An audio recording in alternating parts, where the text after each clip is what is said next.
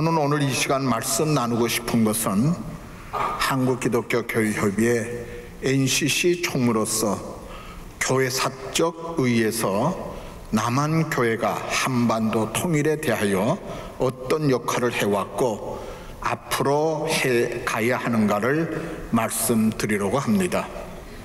또한 7번 북한 방문과 국내외에서 조선시대연맹 지도자들과 만남의 경험을 토대로 말씀을 드립니다. 한반도 통일에 관심을 가지고 논의가 시작한 것은 한국교회에서부터가 아닙니다. 1984년 10월 29일부터 11월 3일까지 일본 YMCA 도잔서 센터에서 WCC 세계교회협의회 국제위원회 주최로 모인 한반도의 평화 통일을 위한 중요한 회의가 이때부터 시작됩니다.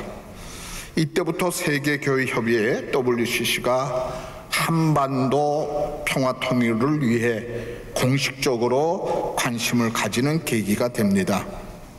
그리고 2년 후에 1986년 9월에 WCC가 주선하여 남한의 KNCC 인사들과 조선 그리스도연맹 지도자들이 스위스 글리온이라 하는 작은 마을에서 모임을 갖습니다. 이 모임은 1946년 한반도 분단 이후 남북교회 지도자들의 첫 만남이 됩니다. 그리고 1988년 2월 29일 연동교에서 KNCC 제37차 총회가 열렸는데 이 모임에서 민족의 통일과 평화에 대한 한국 기독교 선언이 선포됩니다. 어느 정권이든지 남북 통일은 숙제고 사명이고 또 시도하곤 하였습니다. 특히 1972년 7월 4일 박정희 대통령이 이후락 밀사를 통하여 평양에서 남북 공동 성명서가 발표되는 획기적인 사건이 일어납니다. 이 7.4 공동선언 정신의 원칙은 자주, 두 번째 평화, 세 번째 민족 대단결인데 이 원칙을 기반으로 민간 참여, 인도주의를 덧붙인 것이 88 선언문의 핵심입니다. 한반도 통일의 문제는 정치의 문제뿐만 아니라 민족 전체의 운명의 문제이기에 민간인도 통일운동에 적극 참여하여야 하며 이 통일운동은 인도주의 원칙에 다뤄야 한다 하는 것입니다.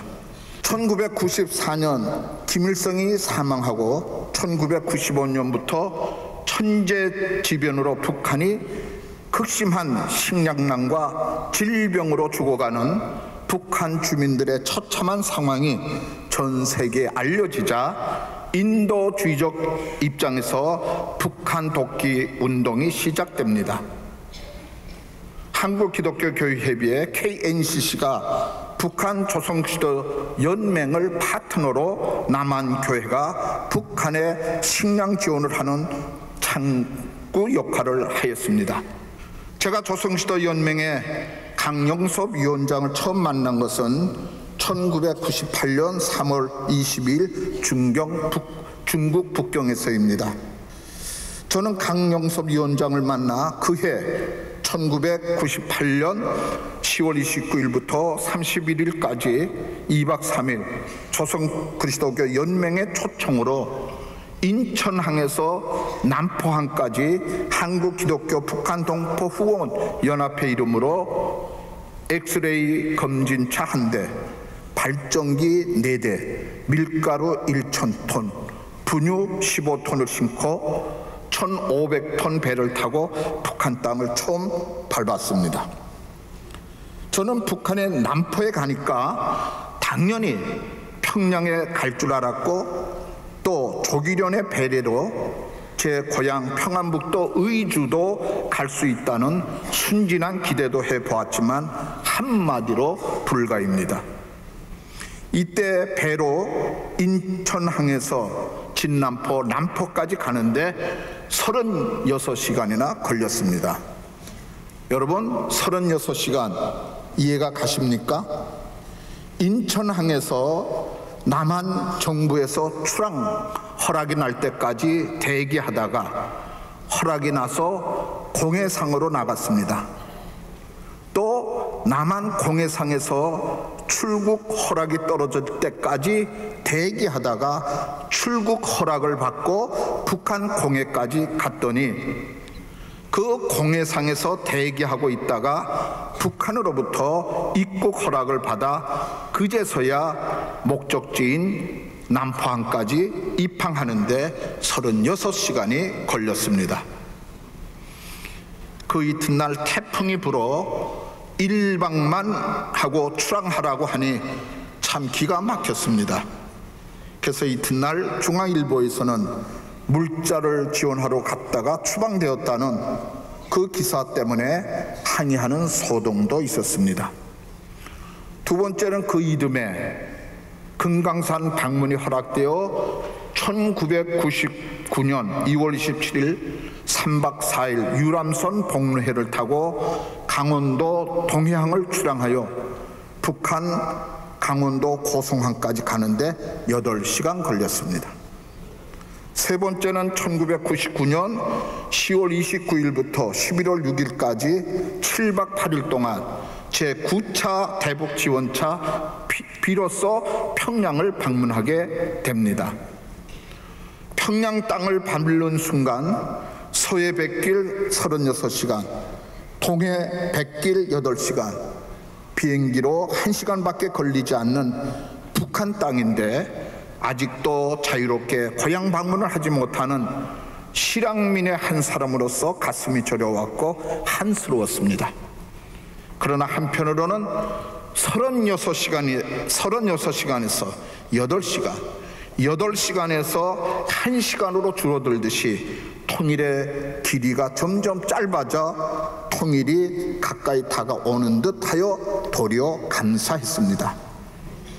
그러나 집을 떠나면서 다녀오겠습니다. 가족들에게 인사한 후 고향 땅을 밟지 못하는 실향민이 120만 명이나 계시며 그들은 80, 90세가 넘었습니다.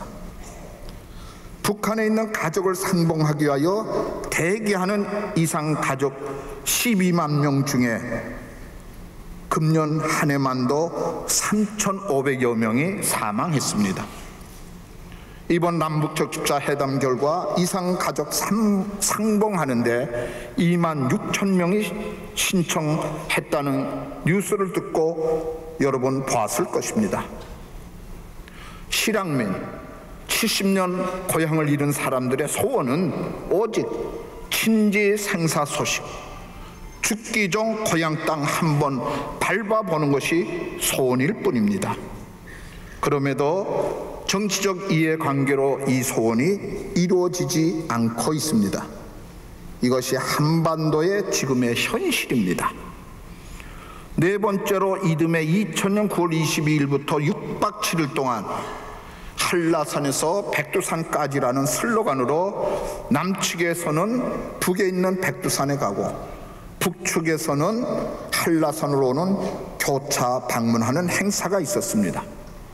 그러나 북측에서 이행을 파기하였기에 일회성으로 끝난 행사가 됐습니다.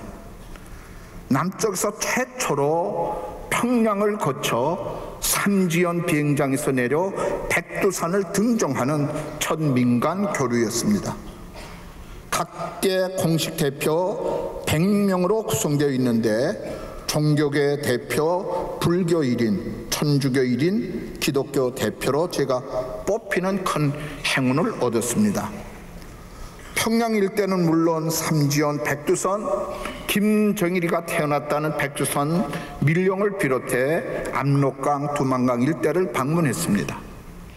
우리가 왜 한반도 땅에 있는 백두산을 중국 동북성을 거쳐 백두산이라는 이름이 아닌 장백산 이름으로 관광을 가야 하는지 안타까웠고 서울에서 비행기로 1시간이면 갈 수 있는 하루 코스인데도 불구하고 가지 못하는 것이 우리의 현실입니다. 한라산 백록담을 보고 백두산 천지연을 보는 그날이 왜 그렇게 더딘지 참담했습니다. 장백산에서는 천지를 내려갈 수 없지만 백두산에서는 천지 호숫가까지 내려가 천지에서 잡은 물고기로 오죽을 먹었던 그 추억이 참 그립습니다. 그리고 2005년 6월 17일부터 7개 종단 수장들의 모임인 한국종교인평화회의 대표 회장 자격으로 제가 남측 대표단 단장이 되어 평양을 방문하여 최고인민회의 김영남 상임위원장을 만나기도 하였습니다. 그리고 이듬해 2006년 7월에는 농촌을 볼 기회가 있어서 평안남도 숙청군 약정리 협동농장을 방문했습니다. 2007년 평양에서 6.15 행사에 정무직 도지사였지만 공무원 신분이 아닌 종교인 대표로 참석한 것이 저에게는 마지막 북한 방문이 됩니다. 저는 북한 땅 평양 주변과 서쪽으로는 남포 일대, 동쪽으로는 금강산 주변, 북쪽으로는 백두산 일대, 두만강, 압록강 주변, 남쪽으로는 황해도, 사리원, 신천, 경기도 개성까지 남서 동북을 보았지만 제 고향 땅 평안북도 의주는 아직도 가보지 못했습니다. 제가 받는 질문 중에 제일 많이 받는 질문은 정말 북한은 교회가 있습니까? 있다면 교회는 진짜입니까? 조선시대 연맹이 WC 회원으로 가입하기를 원했습니다. 그 이유는 세계 교회를 통하여 물질적 지원을 받으려 하는 목적입니다. 그러나 교회가 없는 연맹은 있을 수 없다는 통지를 받고 세워진 교회가 1988년 봉수교회와 1992년 세워진 칠골교회 두 개입니다. 이 두 교회를 두고 가짜 교회, 성도들에 대하여 가짜 교인이라 하는 비판은 사실 두 교회가 세워질 때부터 제기되었습니다. 봉수교회와 칠골교회 두 개와 가정교회가 500개로 알려져 있습니다. 물론 저는 평양 주변에 있는 서너 개 가정교회에 가서 함께 예배를 드렸습니다.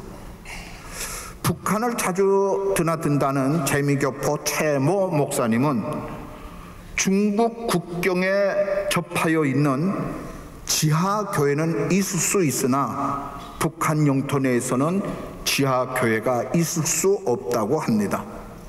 저도 그렇게 생각됩니다. 북한 헌법에는 신앙의 자유는 있으나 전도의 자유가 없습니다. 만 17세 미만 미성년자들에게는 종교 교육을 금지시킵니다. 우리가 알아야 할 것은 북한의 교인은 다 공산당원입니다. 그럼에도 불구하고 그들은 예배 시간에 참여합니다. 그들은 사도신경을 고백합니다. 주기도문을 드립니다. 성경도 있습니다. 찬송가도 있습니다.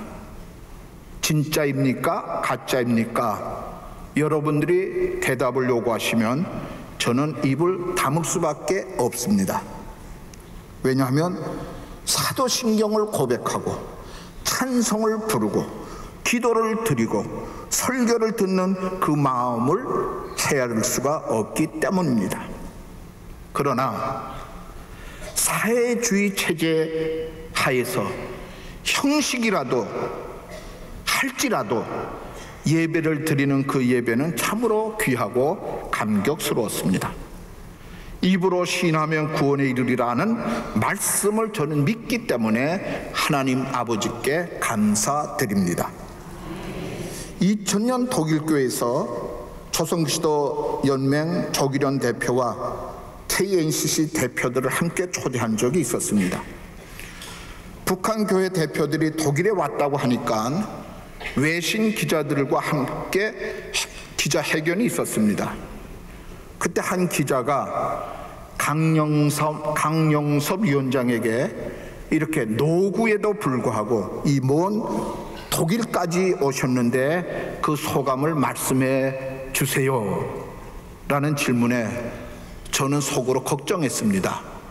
혹시 김정일 위원장의 배려로 뭐 이런 말을 할까봐 걱정했는데 전혀 강영섭 위원장의 일성은 다 하나님의 은혜입니다. 저도 한편으로는 안도했지만 어리벙벙했습니다.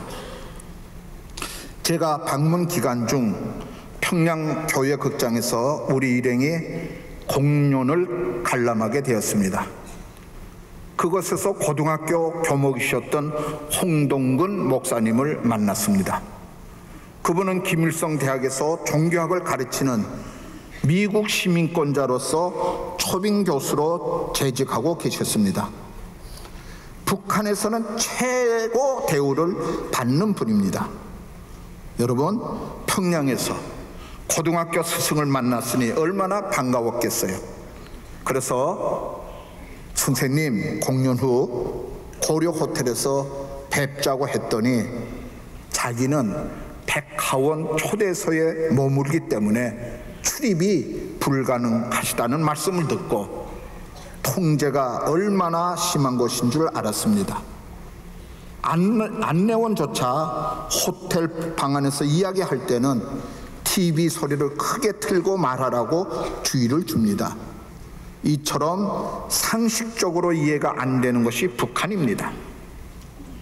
또한 저희가 평양 산원을 견학할 때 새 쌍둥이를 보았습니다. 아이들 엄마에게 이름이 무엇이냐고 물었더니 총, 폭, 탄, 김총, 김폭, 김탄이라 하는 말을 듣고 어안이 벙벙했습니다. 얼마 전 TV에서 탤런트 송일국 씨의 새 쌍둥이를 보았는데 그 이름이 대한민국 만세입니다. 송대한, 송민국, 송만세. 여러분 비교해 보시고 생각해 보시죠. 평양 산원에서 산모가 모유 또는 우유를 먹일 때는 반드시 머리를 김일성, 김정일 사진을 향하게 하고 먹인다고 자랑합니다.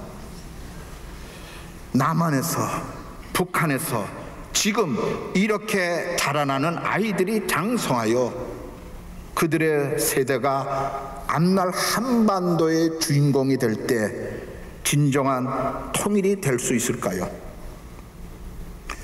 물론 정치적 입장에서 통일과는 보수는 보수대로, 진보는 진보대로 일리가 있습니다. 여러분, 통일은 평화적으로 하여야 합니다. 전쟁을 불사하고라도 흡수 통일을 해야 한다는 생각은 안 됩니다.